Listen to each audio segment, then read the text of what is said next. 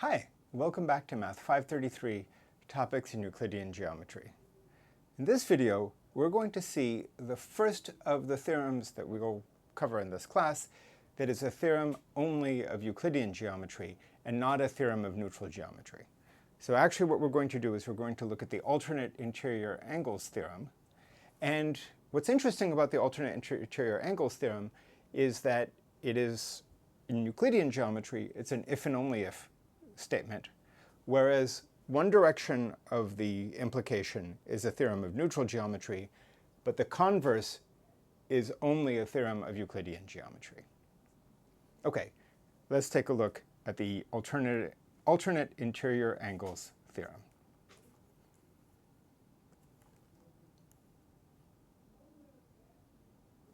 So the alternate interior angles theorem says if we have a configuration where we have a pair of lines, L1 and L2, and a transversal to the pair, right, so that's our setup for the problem. If a pair of alternate interior angles are congruent, then L1 and L2 are parallel. This is a theorem of neutral geometry. The converse, which allows us to go from parallel lines to congruent angles, is going to be a theorem only of Euclidean geometry. Okay, let's prove this theorem. I think the easiest argument is a proof by contradiction. There are probably other ones. This is the one that I think is the cleanest. So as always, when we do a proof by contradiction, we should start by warning the reader that we're going to do a proof by contradiction.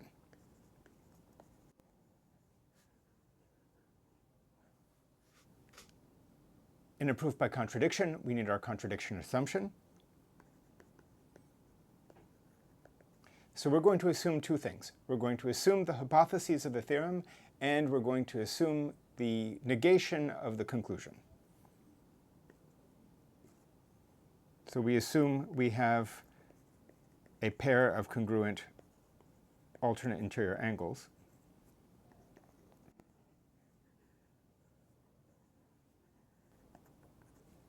But we also assume that our lines are not parallel.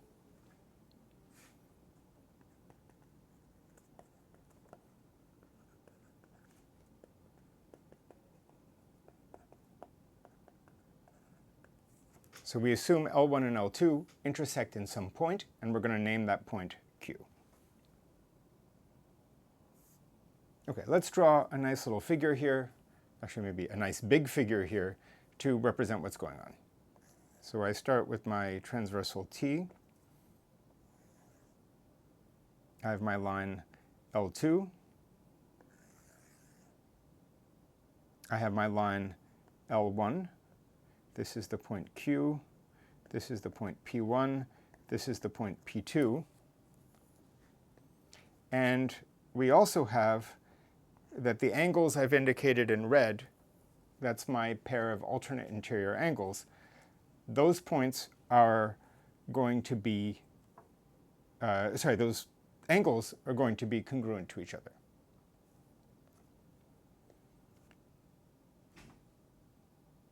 Now I'm going to construct a point Q prime, and I want Q prime to be, I want you to remember, morally speaking, so this is, I'm sharing my thought process behind this proof. And this is a difficult thing about learning to write mathematical proofs, is the order in which you think about a proof is different from the order in which you write down the ideas. You have sort of private thoughts in your head, and then you organize them in a logical fashion on the paper, but the logical ordering that you put for your proof is often quite different from the thought process that goes behind it. So here's my thought process here. I want L1 and L2 to be parallel to each other. And I have those two red angles are the same, well, they're congruent to each other, the two red angles I have indicated on here. I have this intersection point Q.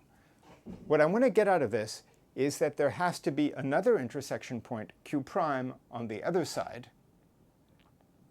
And if the two lines intersect in 2 points, well then actually they're the same line, which contradicts the fact that I started with a pair of distinct lines, L1 and L2. Okay, so that's the idea in my head of where I'm going with this. So let's mess around and see if we can get this to work. So the idea here is we are going to put a point Q prime over here so that this distance here is the same as that distance there. So let's go ahead and write this.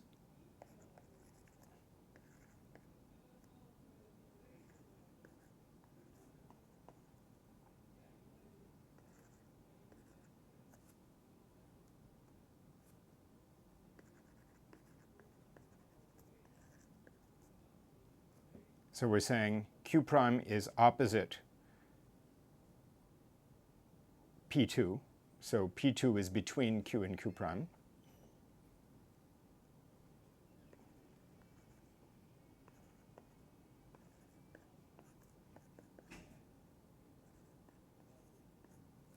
And I'm asking that P2Q prime should be congruent to P1Q. So a question for you is, which of Hilbert's axioms allow you to say that this point exists?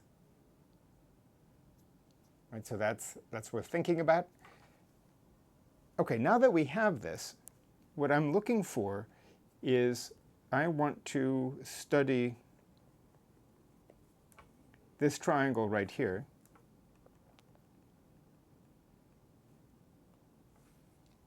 I want to study this triangle right here,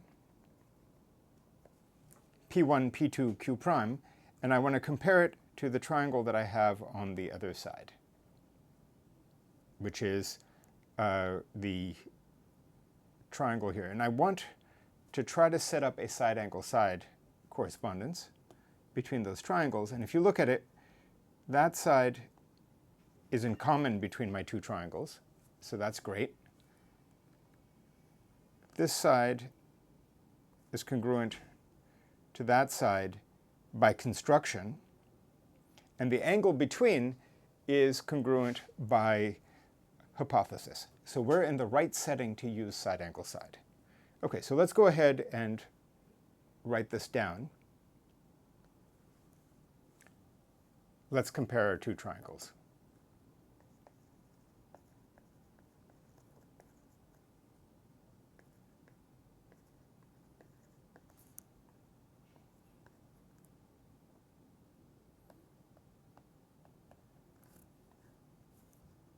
So we have our first side here is P1, P2.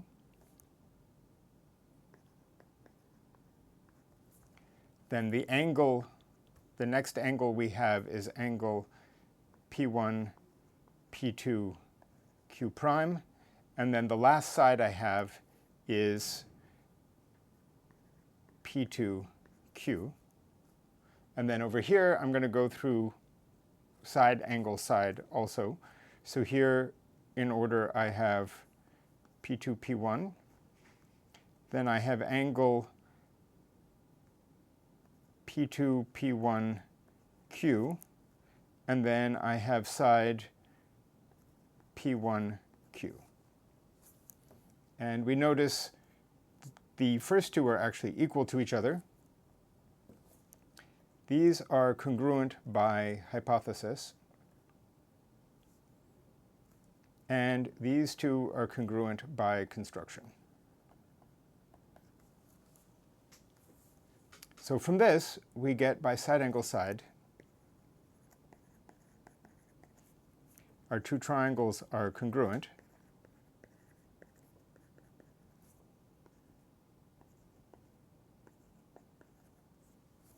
And hence,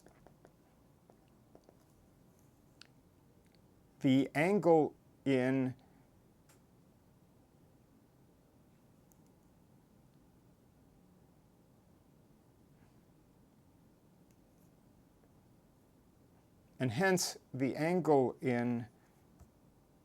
our triangle here in P1 is congruent to that other angle. Right, that's by the congruence of my triangles.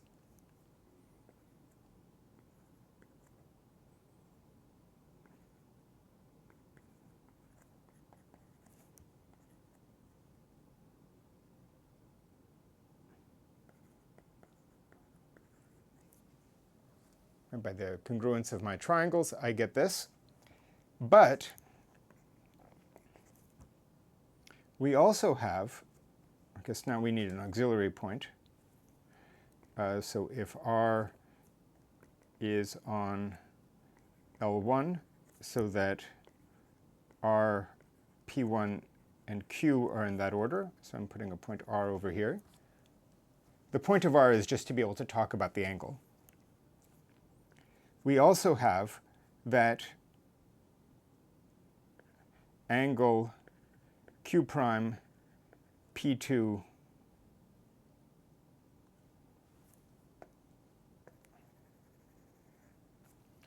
we also have angle P2 P1 R is congruent to angle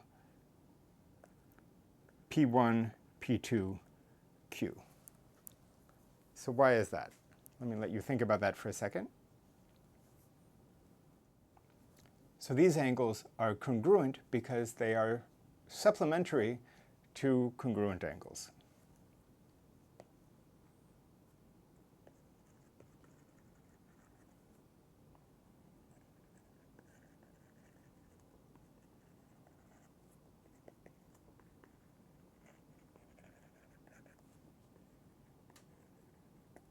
Okay, technically we need to prove this. This one is going to be an exercise I'm going to walk you through on the homework. Okay, so these are supplementary because they're congruent to each other because they are supplementary to a pair of congruent angles. Right? They're supplements to the red congruent angles. So we have this weird situation where those two angles I've just highlighted are congruent to each other.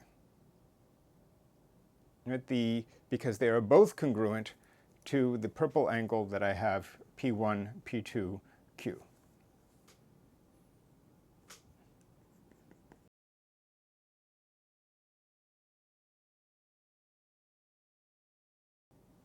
Okay, so we have two angles that are congruent to each other with their vertex at the same point, and one of the rays is the same, and they are on the same side of the line T. Right? The ray R, P1R and P1Q prime are on the same side of the line T because they are both opposite Q. And hence, by uniqueness of angles, the rays are the same. For these rays to be the same, that means that Q prime has to belong to L1.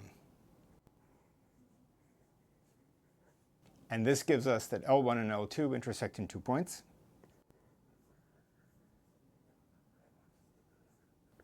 And that forces L1 to equal L2. That's our contradiction. By hypothesis, L1 is different from L2. So this contradiction shows that our assumption was false, and hence that our lines could not intersect. And that proves our theorem. Now let's think about this for a second. In this theorem, we used side angle side a fair bit. We used the uniqueness of angles. We used various properties of angles and things like that, but we never talked about the parallel postulate. We never invoked parallelism. So because of that, we should think of this clearly as a theorem of neutral geometry. It does not use any property about parallel lines. Okay, now let's look at the converse to this theorem. So here, for the converse, we start with a pair of parallel lines and a transversal. And then the conclusion we get from that is any pair of alternate interior angles are congruent. So this is going to be a theorem of Euclidean geometry but it's not going to be true in hyperbolic geometry. So this one, I'm going to explain where the proof comes from. There's going to be an important detail that I'm going to punt also to the homework. Let's start by drawing a diagram.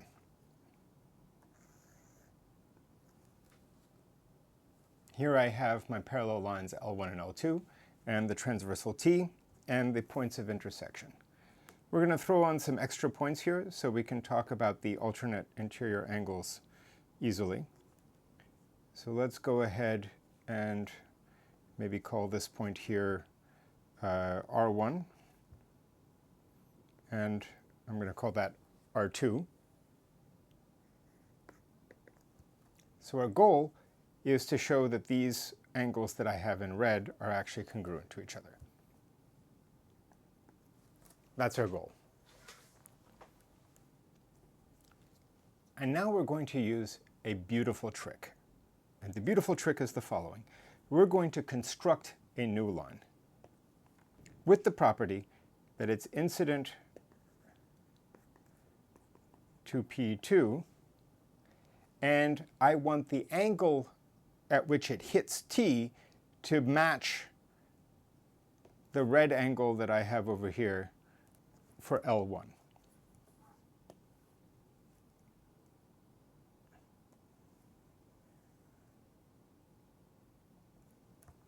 So here's my L prime, and again I'm going to name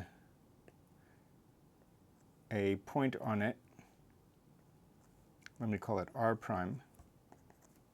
So I want the angle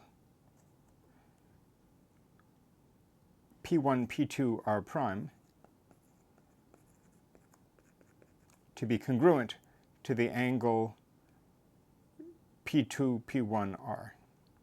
So now the pair, right, so this is the piece that you will explore a little bit on your homework. How do you construct such a line? Right, constructing such a line is not obvious. That's something you will do on the homework. But now that we have it, right, we assume that we have it, now we have that the pair L1 and L prime have congruent alternate interior angles. So by the alternate interior angle theorem, they are parallel.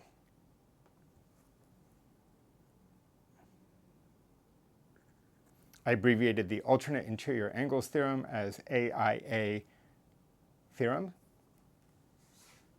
They're parallel to each other, and hence both L prime and L2 are parallel to L1, and they are both incident to the point P2. But our parallel postulate was that there is a unique such line.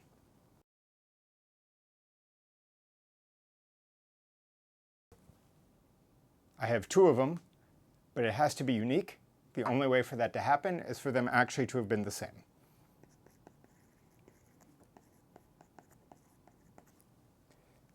However, the alternate interior angle was constructed to work for L prime, and hence the alternate interior angle for L2 also works.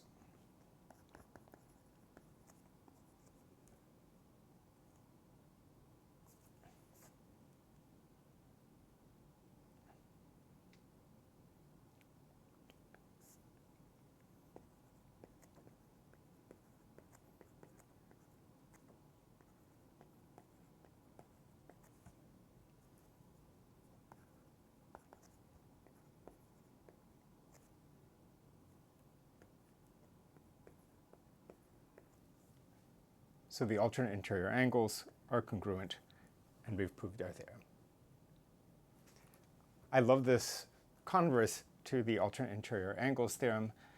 I really like this kind of construction that we do where we use two different constructions of an object, or in this case we were given one of them and we constructed another one, and then we use uniqueness to say they have to be the same object.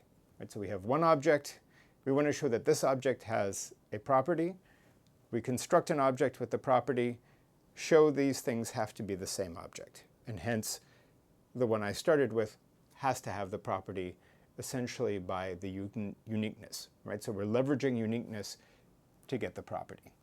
It's a beautiful construction.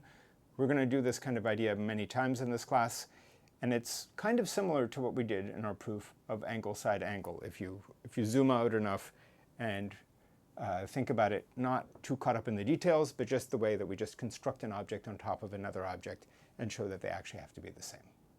Okay, that's it for this video. Happy mathing, and I'll see you on the next one.